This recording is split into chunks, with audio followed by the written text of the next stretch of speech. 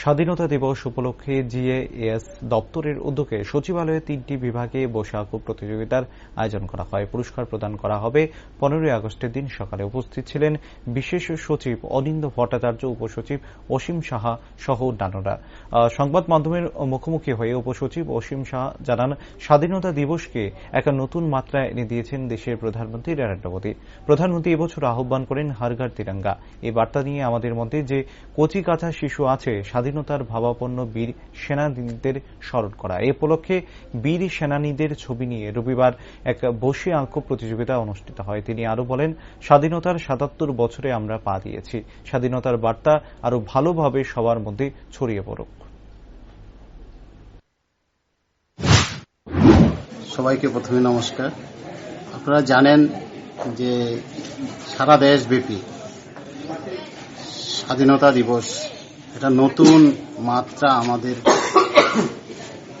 যশস্বী প্রধানমন্ত্রী দেশের মধ্যে নিয়ে এসেছেন। যে আমরা স্বাধীনতা দিবস সেটা অন্যান্য বছর যেভাবে পালন করতাম তার চেয়ে গত বছর যেটা দেখেছেন যে হর ঘর তিরঙ্গা, এবছরও উনি আহ্বান করেছেন হর ঘর তিরঙ্গা।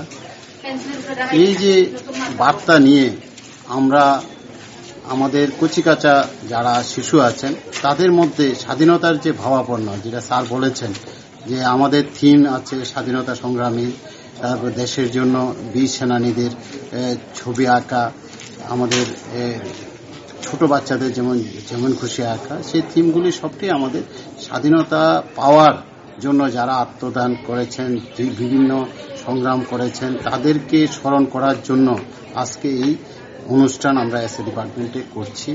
আমরা চাইব যে এইভাবেই আমরা এটা সমস্ত অনুষ্ঠানের মধ্যে আমাদের এই অনুষ্ঠানটা জুড়ুক, যাতে করে সবার মধ্যে একটা বার্তা ছড়িয়ে পড়ুক। আমরা স্বাধীনতার ৭৭ বছরে পা দিয়েছি, যাতে আমরা স্বাধীনতা আরো ভালোভাবে সবার মধ্যে ছড়িয়ে পড়ে এবং তার মর্যাদা আমরা দিতে পারি, তাকে স্মরণ করে